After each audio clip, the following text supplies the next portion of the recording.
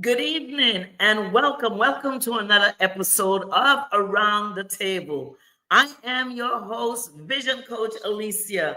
And as always, on Friday evenings, I am just so excited to come and sit at the table with you. Tonight, it's time for Table Talk. And as always, I try to bring you exciting conversations. Tonight is absolutely no different.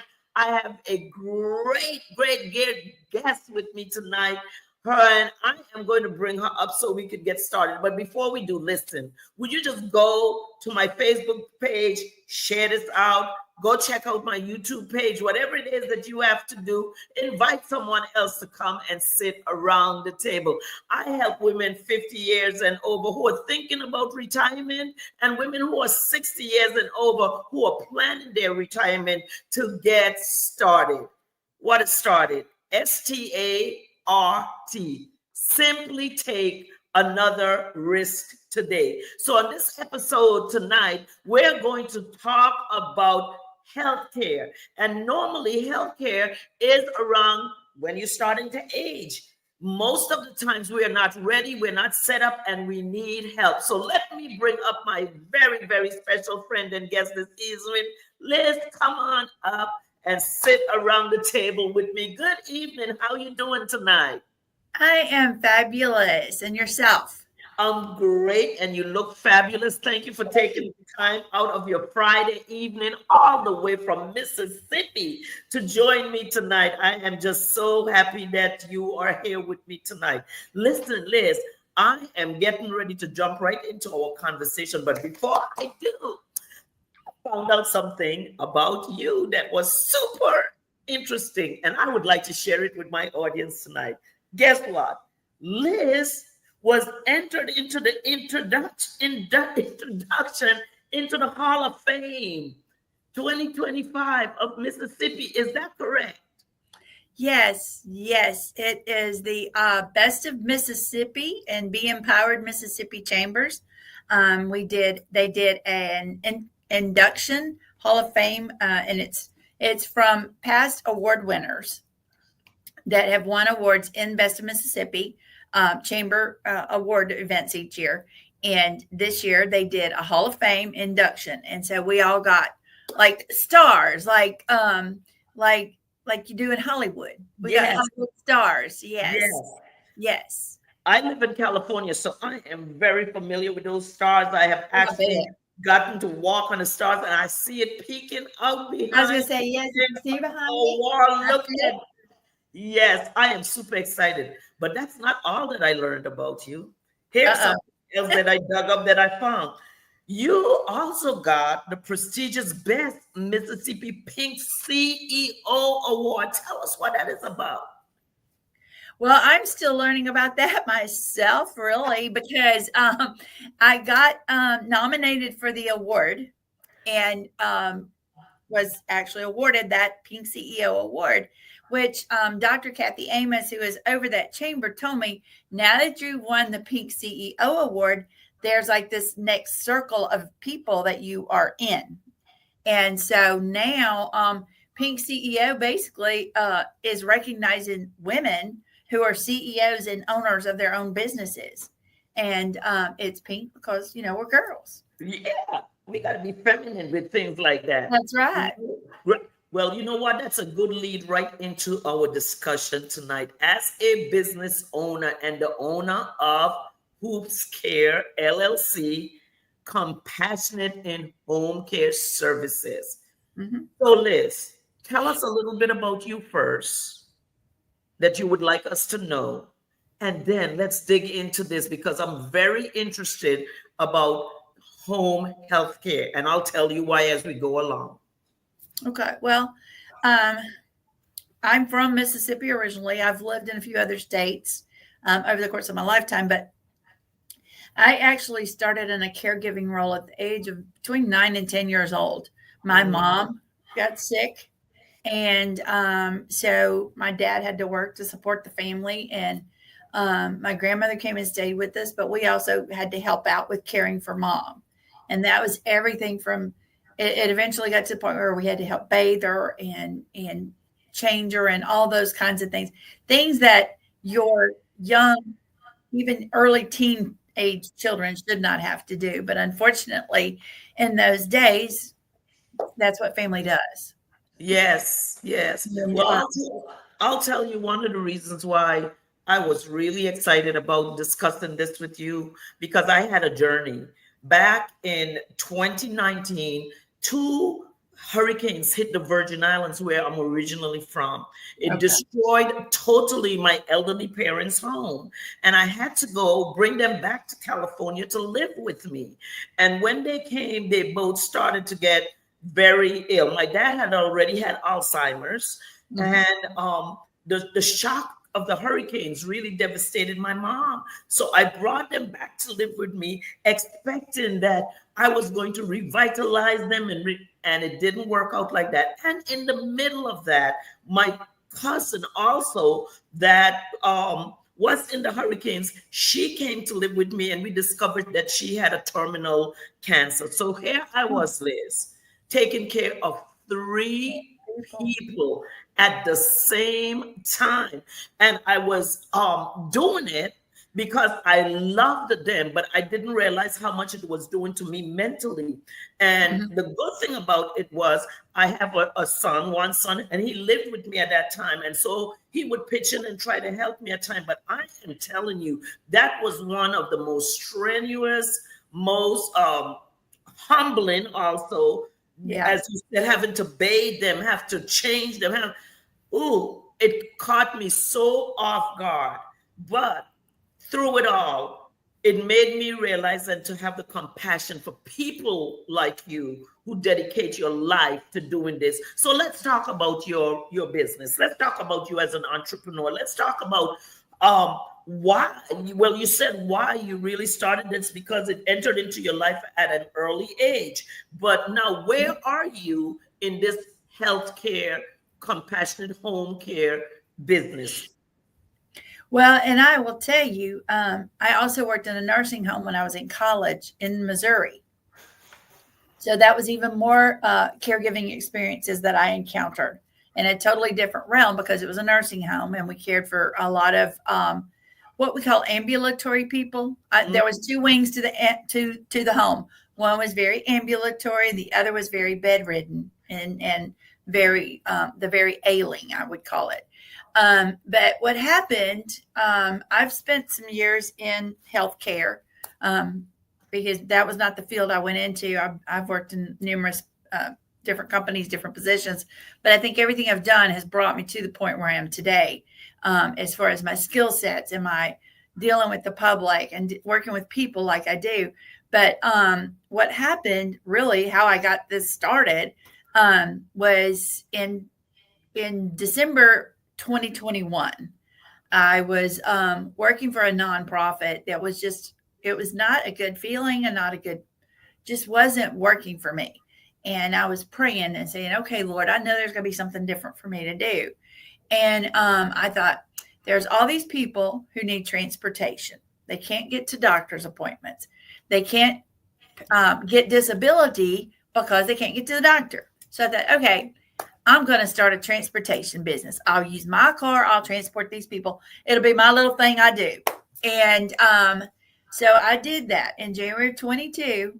I said, this is what I'm doing. I let a few people know. And the next thing I knew, somebody wanted somebody to sit with a family member. And I was like, well, yeah, I can do that. It's just me. Yeah, that's just, 1 day a week. Well, it continued, and my name started getting out. People started talking about it more. And the next thing I knew, I was so busy, I was having to hire people. And so that's how it got started. And I ended that first year with, I think, 10 employees, which to me, that was enough. I mean, those people were blowing my phone up every day, all day long and night, and I thought, oh, Lord, what have I gotten myself into? Yes. But then I look at today, here we are. This is our 4th year in business, and how we have I tell people, this is God's business. He asked me to manage it. So I'm doing my best. And, yes. And so here I am tonight talking to you. I'm at 30 plus employees. We cover the Gulf Coast of Mississippi area, and we are in people's homes. We are providing care of all natures, all kinds of things. Wow. Um, and just loving it, loving what we do. You know, they say if you love what you do, you don't work a day. And Yes. that's what the way we feel. That is awesome. I'm a bit squeamish. So that's why it was so difficult for me to take care of my parents. But also, what we have in common was when I retired, I didn't really want to stay retired back in 2009. So I worked driving, medical transportation. And believe it or not, I made excellent money, doing it. I have two clients that I'm still friends with today from driving them back around 2017, 2009, when I stopped working a regular job and just wasn't ready to retire, wasn't ready to just stop, and could use the extra income, was not at age where I had to collect Social Security or anything like that. And so I did that. But I never thought that I would want to do what you did. So I applaud you, because my lesson learned, I did it because it was both my parents and it was my cousin. I don't know, very honestly, if I can do it for someone else. I will be running from the blood. I'd be running from when they spit up. It's just not in me. So I really appreciate people like yourself. I'm going to be 69 years old. And what if I needed some in-home care? And this is why we're speaking tonight, because we have to prepare ourselves We for do. what we do not prepare for. So give us a little bit of information about what it takes, what it may take. You said you have 30 employees. Mm-hmm. What does it take to run a healthcare business when you have to manage as an entrepreneur so many employees? Well, I'm very blessed that one of the people I hired first, one of my first hires as a caregiver, she's excellent at communications. And so about almost 2 years ago, I was at that point where I'm like, I've got to have some help. I couldn't do anything because people were always interrupted. The workers were. So I brought one of my caregivers into my office staff. And I had her start doing our scheduling. So she was working the schedule. And to this day, she still does it. She's excellent at it. She'll tell me, we got this problem. And I've learned to just let her tell me. And then if she needs my help, she'll let me know. But she's a problem solver, so she's going to try to solve it. So I've left that piece alone, which that helps me a whole lot, because that's a big piece off my plate. Yes. I mean, that job in itself is not an 8 to 5 job. It's definitely more than that. So that's how I handle that. You have to step back and look at what you have and who can help you. You have to learn to delegate. I hired someone to do the marketing aspect, to help me with going and talking to the referral sources that we have and ones that we could possibly get, and help me on the digital marketing side. And I have just completed, this is another little tidbit. I just last week graduated from Goldman Sachs 10,000 Small Business Program and the first Mississippi cohort. So I have spent the last 12 weeks, 20 plus hours a week in this program. So I had to have help, or I would have never made it. And one of the things we learned in there, one of the things they stressed so often was, don't work in your business, but work on your business. That's right. So I started thinking about that. I spent a lot of time thinking on, what does that mean for me? And I started delegating things. I started saying, you keep asking, what can you do to help me? Well, I'm going to give you this a little bit more work to do. And if I'm overloading you, you need to stop and tell me. But at this point, I need you to help me do this, and I need you to help me do that. We do a lot of long-term care insurance clients now. Okay. Where anybody, if they're, especially young people, you think about, I don't need that insurance. I got this, that, and the other. let me tell you, long-term care insurance has come in so handy for people because services like ours are not covered by insurance. Tell us a little bit more about long-term care Okay, insurance. so the long-term care insurance, if you get the right policies, and I tell you, do your research because you need a policy that's going to pay for the care you're going to need. You know, you may start out only needing 4 or 6 hours a day assistance, but it may get to where you need round the clock. And the different insurances, and there's a ton of them out there, that long-term care insurance policies.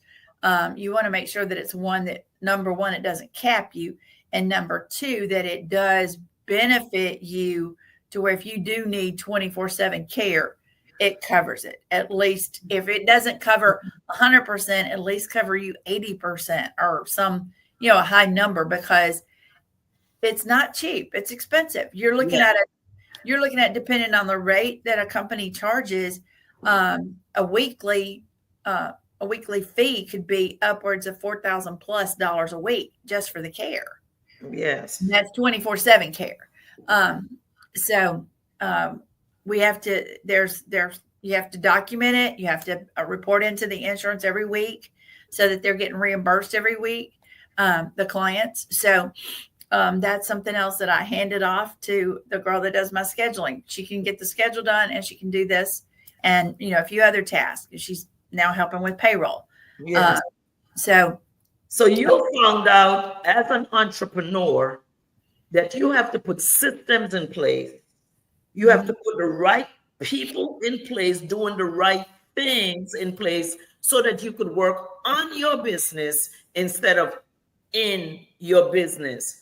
Yeah. And so with doing this as an entrepreneur, now what it has allowed you to do is really see the business functioning as it should.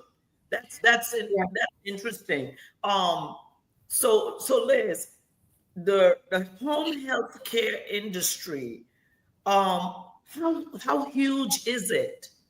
Well, so look at the age we're in. We're in the baby boomer age, right?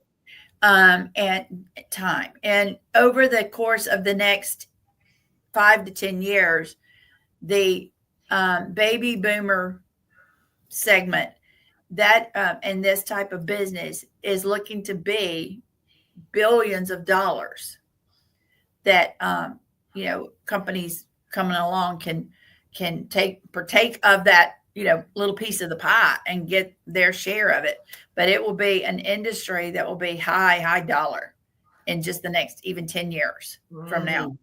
I know for me, my parents, so my mom, I said I took care of my mom. Well, that mom passed away, and we were very blessed to get a bonus mom, and she turned 80 this year. My dad will be 90 in January. I'm blessed that they're both very healthy. I called my dad today. Well, he called me, and I was returning his phone call. And I said, "Where are you?" He goes, "Well, I'm in Brandon." Well, Brandon is like 3 hours from here. He drove himself up to Brandon to pick up a motorized chair for somebody and take it to him. At almost 90 years old. So, Dad, I got to think about it. That's got to be where I get a lot of my, still going strong. Yes. Listen, hi, Reverend Vera, Pastor Vera. Thank you for joining us tonight.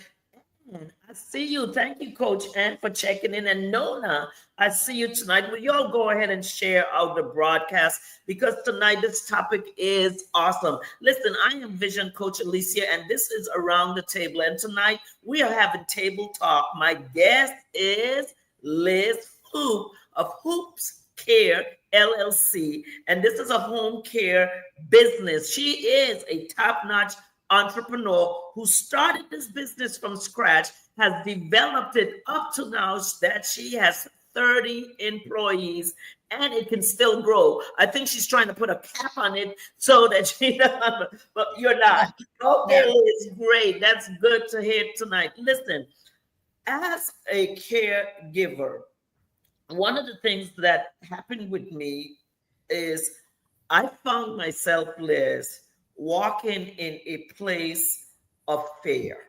Yeah. It started when I looked at my father starting to deteriorate, when I was not as educated as I could have been about Alzheimer's, not really understanding the full function of what he was dealing with, and taking my mother to the doctor for 2 years, not being able to get a diagnosis of what was going on with her until we finally found out that she had cancer as well. And then I knew my cousin was going to die. And I, as a caregiver, was not taking the best care of myself mentally. And I started to live in this place of fear, and I was hiding it. I was pastoring a church, feeling responsible for all the people in the church, having to walk, and I am dying inside. In that, I started to research fear and found out that in the Bible that there was 365 times that God talked about fear not. And out of that, about 3 months ago, I wrote this book. It's called 365 Days of Confession of Fear Not. And it has one for each day of the year. He said to me, I have covered you with a fear not for each day of the year. And so when I started to study that, I started to deal more with reality of being a caregiver. So we have to realize that our mental health as caregivers are very, very important. By the way, you can inbox me. I can ship you this book out tomorrow. I do have some of them in stock on hand. Yeah. They are $23 including shipping, and they're on Amazon.com as well. But there's 365 days of fear not. You don't have to live in fear because God has covered us for one for each day of the year. But I wrote that out of being in that constant place of fear. And then started to question myself about being qualified. This is why I said all of this, about being qualified to be a caregiver. What does it take to make a person become qualified or feel qualified to be an in-home caregiver? Well, the number one thing that we tell people is you've got to have a heart of compassion, because you're going in and caring for someone. You have to put yourself in the place of taking care of I tell a lot of my, I have my caregiver ages range. I have the 20-year-olds to the 60-plus-year-olds. And I'll tell the younger ones, think of it as you're taking care of your grandparent or or a family member, but you have to do this with a heart of compassion. And then we train them on how to do it, because there's techniques that you can use so that when you're caring for someone, if you're, let's say, lifting someone, for instance, if you don't lift them in the correct manner, you're going to hurt your back, you're going to hurt them. Your risk for falling with them is bigger. So learning how to the proper techniques for providing the care is very key. We teach how to do the bathing, because some of the clients have to be bathed. How do you get them into the shower? How do you get them, how do you coax them? Because you have the ones that, they love you, they'll do anything for you. And then you have the ones that are going to fight you. And a lot of that, it's not them. It's, you have to remember the disease they have. Yeah.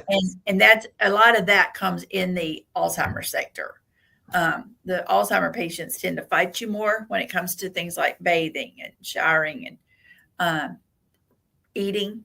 They'll resist food sometimes. And then with other diseases, like we have patients that have wounds that you have to be real careful with. We have one patient that we've had him for over 2 years now. And the issue with him is he has a disease where if you have to be very careful with him because his bones can break very easily. Okay. And so, yeah, there's a way to turn him. You keep him turned because he's in the bed. So you keep him turned to avoid skin breakdowns and bed sores. And so we do train our employees. We go with them when they're new. We go and watch and make sure they do know what they're doing. They say they know what they're doing. So we want to make sure that you know what you're doing. Yes. Because our reputation is out there, and we have a good reputation. We have a, if you look at us on Google, we're 5-star reviews, and a lot of our referrals are word of mouth. I asked people. I asked a man or a lady today, call me, and she said, "Well, I got your name from this person." I'm like, I don't even know who that person is. Yes. But, they had gotten my card at an event. We've been doing a lot of health fairs these last few weeks. So, and I've been trying to be out there as present with them too, because for one thing, I got new people in those positions, and I want to make sure they're doing it, I want it done. So that's another thing I'm trying to let go a little bit of that, and relax, so that I can again concentrate on the business, because we are also in the process of opening a personal care home. So that's a whole nother avenue. And that will be. Whew, you're not slowing down. No, I don't have time to slow down. And that was the big thing with the Goldman Sachs program, that you do a growth plan. And I went in there and I said, my growth plan is I'm going to open this personal care home, and I'm going to do blah, blah, blah, blah, blah. And by the end of the program, I'm like, well, I was able to purchase the home, and I have one resident, and I'm getting it remodeled for the rest of the residents to come in. And they're like, I mean, it's blowing my mind how fast things are moving. Yes. I'm like, it's like, oh Lord, please, can I just take a day off? But when you're walking in your assignment and what God has given you to do, it becomes where you want to do it, and you want to find different ways of doing it, and you want to continue to do it. Hi, Candace. Thank you for joining us this evening. Sheila, thank you. Sheila says that you are phenomenal. Oh, I love me some Sheila. One that you know. And yes, Coach Ann, don't work in your business, work on your business. Listen, so many of us become slaves to what it is we think is our business. And so we've got to learn how to really delegate. We have to learn how to put major SOPs in place. We've got to learn how to automate our business. And we have to learn, this is a big one, you all, ask for help. You were not meant to do it alone. Liz just told us that in the beginning, she was doing everything by herself. And in order to grow, and in order to make your business expand and increase and go somewhere, you have to put the right people in place that's going to support your business and is going to be there for the business. So Liz, this is what I want to do. I want to give you a few minutes just to talk about entrepreneurship and what it's been like, and what you expect in the future with what you're doing. All right. Well, I'll tell you, when I started, I didn't have a clue what I was doing. Luckily for me, I have a few people that I know, one of them being Miss Sheila, who kind of coached me in like putting a business plan together. I didn't know how to start a business. Like I said, I started this I was just going to run people around the doctor's appointments. And as it started taking off, I'm like, oh, I gotta put things together. And so that's when I quickly learned about putting a business plan together. There's different resources out there, depending on the state you live in.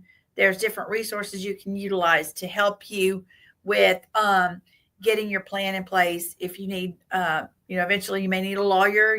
There may be some legal aspects you need to think about. There may be your finances. If you're not an accountant, I strongly encourage you to work with an accountant. Don't try to do it yourself, because I was trying to do everything, and that didn't work. Yes. And, so I really appreciate having those people in my circle now. And then just the one thing I've learned is you do have to take some time for you. And I say that not just as an entrepreneur, but as a caregiver as well. People will say, well, we're taking care of my mom. Okay, that's great. You're doing it 24/7. Your health is important. When do you get time for you? And people are starting to see, oh, I said, take respite care from us. That's like a day a week or so many hours a week, and let us care for her or him or whomever. And you go off, go do what you want to do. Go take a nap. go to the beach, go get your hair done, go get your nails done, go shopping. That is awesome.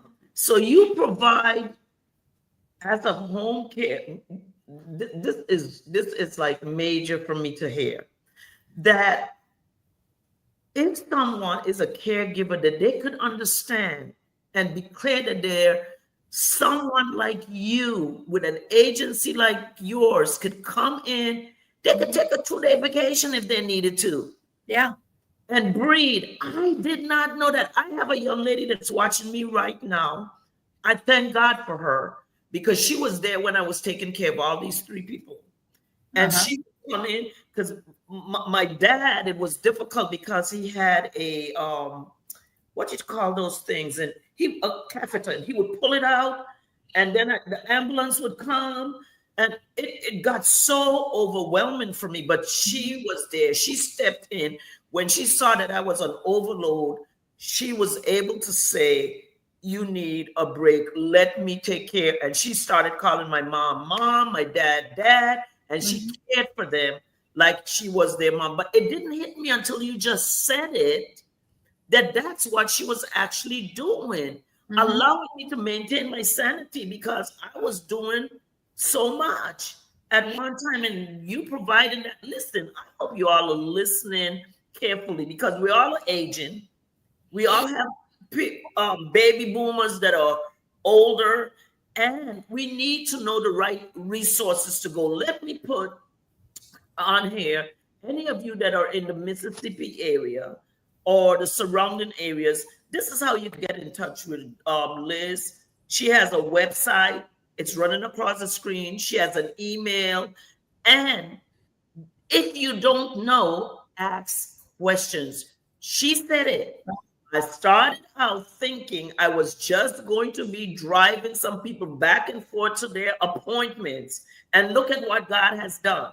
He has given her this entire vision so that people like you and people like me can use her service. So, I'm getting a little bit thing because I want people to get this tonight. I really want them to get this. One of the reasons I went back to the Virgin Islands for about 2 years. And as I said, I'm 69. And one of the things that started, I was getting a little concerned. My son, who lived in California, he said, "Mom, I can't get to you just like that if I need to. I need you to be." But this is the kicker. He says, "Why don't you come back and live with me? I'm not living with you. You live with me." "Oh, you're going to be living with me. I'm not going to be living with you so I can take care of you." And then the other day he said to me, "I need you to write down for me all the things that you would like me to do if you were to pass away." And a lot of times people don't, because he saw my mom who died 3 years ago. He saw me pull out 3 sheets of paper where my mom wrote everything down that she desired and how she desired it, which meant that me and my 2 sisters never had an argument. We followed her instructions to the T, because both me and my sister cared for my mom for 9 months and watched her. Because I moved her back after my dad died in California. We took him back. We buried him. I brought her back to California. She was miserable. She said she wants to go back home. I took her back home. She got diagnosed. She lay down in her bed for 9 months and died. And so he saw this. So he's like, "I need to know what you want just in case." And so it's so important for us to have these conversations about home health. Mom, do I want to be resuscitated? Right. What, do I want to be put on hospice? These are the things that are so important with home health care that people know and they understand. So Liz, I turn it back over to you. Well, and to what I'm going to talk about what you were just saying. It's very important that anybody out there, I don't care what your age, whether you're young or old, because let's face it, things happen to young people. Yeah. I've got a 20-year-old client right now who was in a car wreck, and so she's paralyzed. What what do we do? And so one thing that I have told people for years is you need to have a living will, which tells people what your wishes are should something happen to you, so that, or an advance directive, I'm sorry, an advance directive Yes. that tells them what to do. Mhm. Do I want to be resuscitated? Well, that depends. I mean, one thing people have to think about on resuscitation is, let's say you're a 90-pound frail little lady and they're going to come in there and do CPR on you. Well, they're going to probably crush the bones in your chest. And that'll leave you in worse condition than ever. So do you really want to be resuscitated, or do you want them just to let you peacefully go? Yes. I also tell people you need to have a plan for everything. I do a talk that someone else taught me years ago, and when I get a chance, I go into senior places like the senior centers and churches with their senior church groups and do a talk called The Elephant in the Room. And it's to talk about the elephant in the room, which is figuring out the things like you were just talking about. Where am I going to be buried? What are my accounts? What bank accounts do I have? What do I want to do? If I have a little dog, what do I want to happen to the little dog? Or if I have a cat or, a pet, anything like that, what's going to happen to them? And think about all those things. And I've had many times when I've done that talk, I give them, it's a workbook, a little workbook they get. And I tell them, you need to go through this. And I've had them come back and say, hey, I took that little book and I did what you said. And now I have all my plan in place. I said, that's great. You need to do that. Yes. Because, I mean, we would tell people, and look for, you may have money out there that you didn't know you had. So go to Found Money and look. And we did that in one particular situation. We were doing the presentation. We said, if you might go check and see if you have found any money that you've forgotten you had, like maybe a deposit for electricity somewhere, or something. I'm checking mine right now. I wrote it down. I took notes. Found money. Okay. Yeah. And and I personally have done it, but I did it one time, and I had like $1,300 check out there that I couldn't believe. I would never have deposited it because that's, to me, a lot of money. And so I was able to get that money sent to me. And then a few years later, I had a nephew reach out to me because, hey, Aunt Liz, you might want to check this. I think this is some money you had for an electrical deposit. Sure enough, it was money. So we did this talk, and this lady, she's up there on her phone Googling her stuff, looking up, and she started shouting, I got money. So she found some money, and she was so excited, and so I tell that's one of the things I tell people, make sure you have those kinds of things in place, because we never know. Tomorrow's not promised. No, it's not. Hey, Dr. Nikki Ziegler, thank you for tuning in. I see you, Diamond. Diamond, thank you for checking in. Maureen, thank you for being here with us this evening. And Martin, thank you so much. Go ahead and share this out tonight. This is an interesting conversation that Liz and I are having tonight. Liz, listen, there's a big word sitting on front on the screen that I want you to talk about. In home healthcare, what is compassion? What is it that people should be? How should they be compassionate towards people in these situations in home healthcare? What is compassion to you, and how do you see people being compassionate? Well, to me, compassion is showing kindness, showing love, showing that you have a heart, that you care. Don't be gruff and rough with people. Just show them that somebody does care for them. Because a lot of times these people feel like nobody, they feel like no one cares anymore. Especially these, we have quite a few clients that they live alone. I've had some that had no family. I've got one right now, no family. And so the people taking care of him is our caregivers and a friend of the family, or a friend of his, the daughter of a friend. I'll get it out right here in a second. But and we have people here the parents live here, but the kids all live everywhere. Georgia, California, New York, Texas, you name it. I mean, I've got people all over the place. And so the parents live in our area and they need care.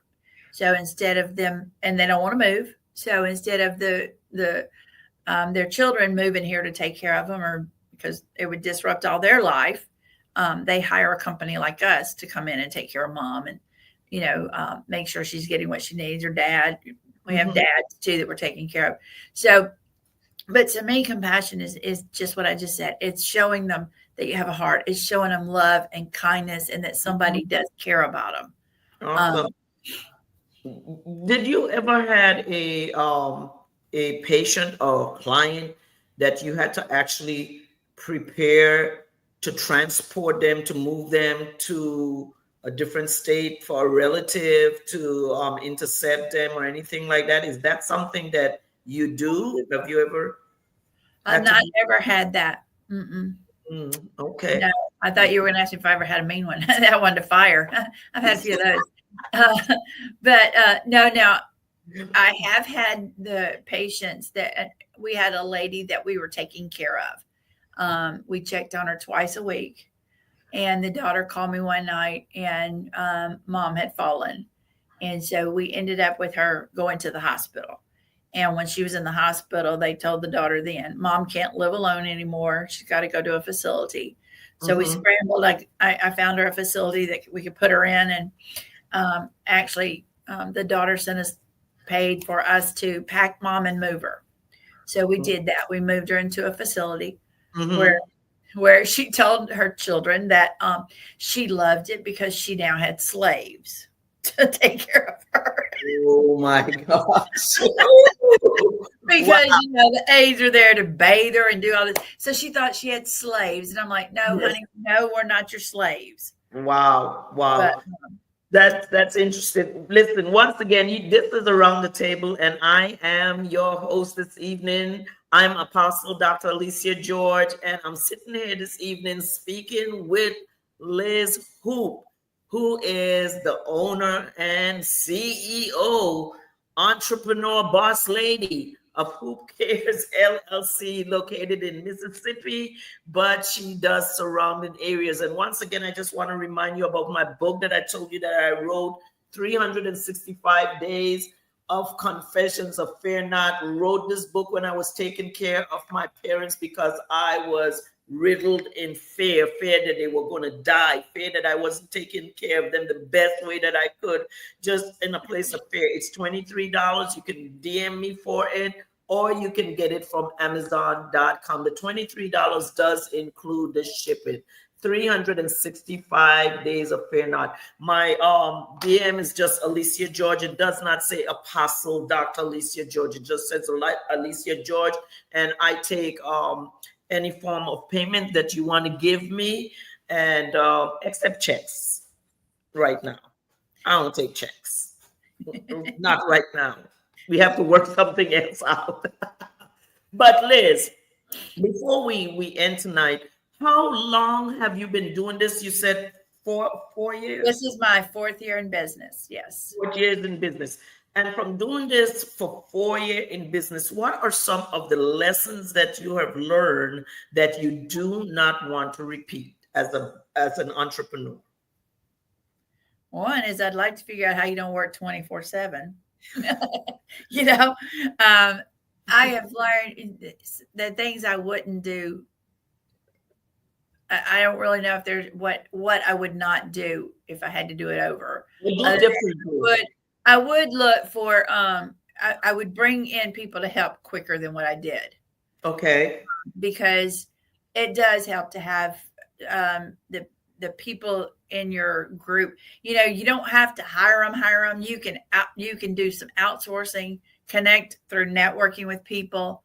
That's the way I've met some of the people that do things for me. I've networked with them. I have somebody that I use for, I talked to her. She's a consultant. So I talk to her when I have questions on, hey, I'm looking to get on this program. Can you tell me what I've got to do?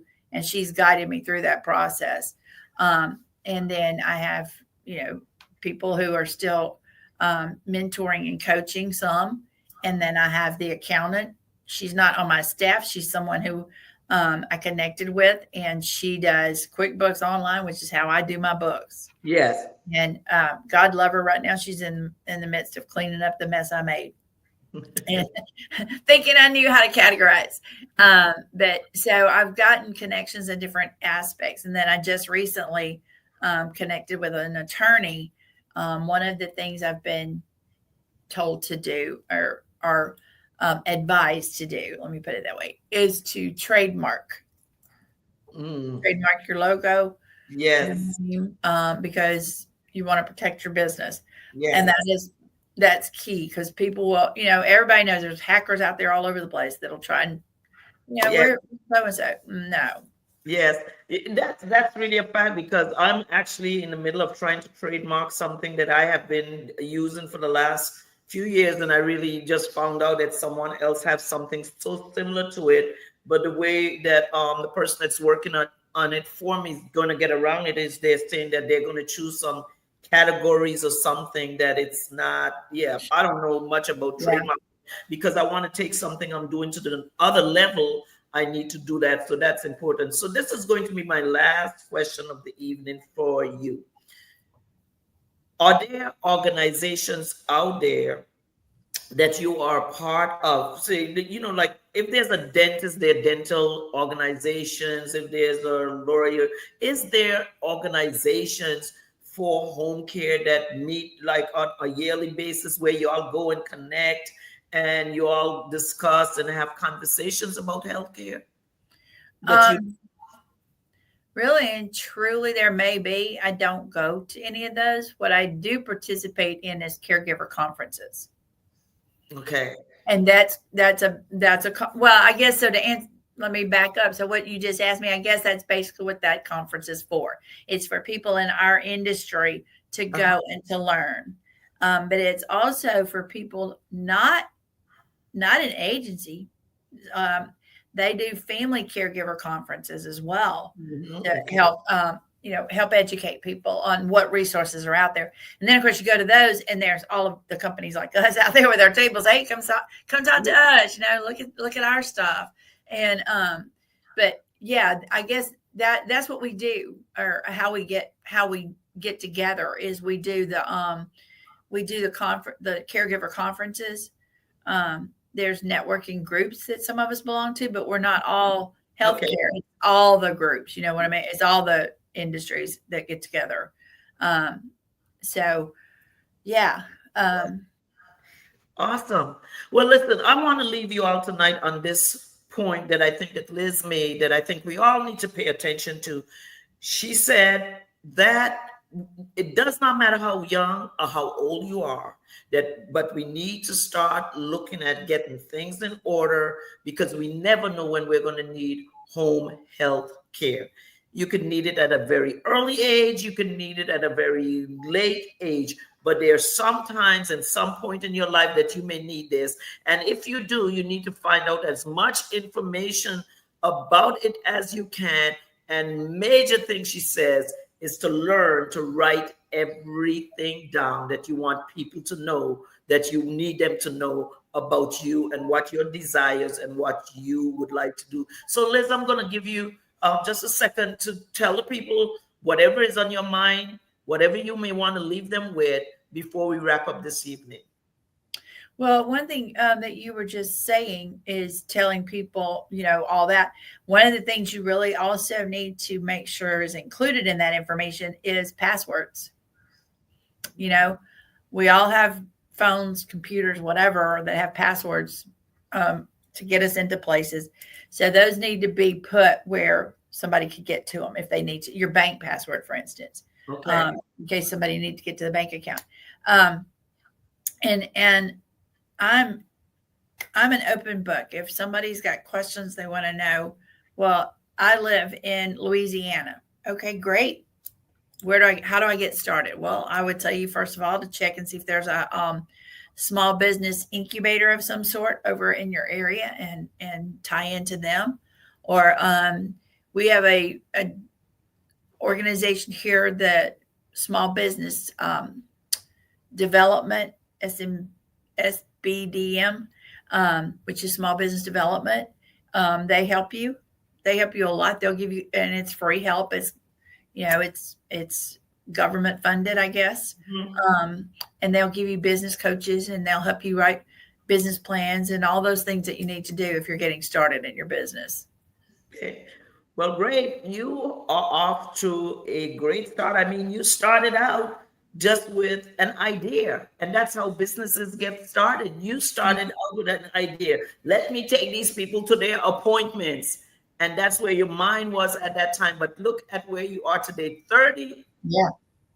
Oh my God, 30 employees and growing. So Liz, thank you so very much for being Thank you this evening and coming and sitting with me. We had table talk tonight, and I'm telling you, you've shared so much information. Listen, you can always go to my YouTube channel, Boss Business Coaching, and you can see this again. You can get your paper, get your pen, go and take some notes, because believe it or not, if you are growing, you're growing older. And so we just want you to know that there are people out there that care, they're compassionate, and there are ways that to take care of your loved ones when you may not be able to. So Liz, thanks again for being with us this evening. Thank you. I appreciated this conversation. So until next time, listen, as my cousin Lorraine always says, have a great day today and a better one tomorrow. So until next week, ta-ta.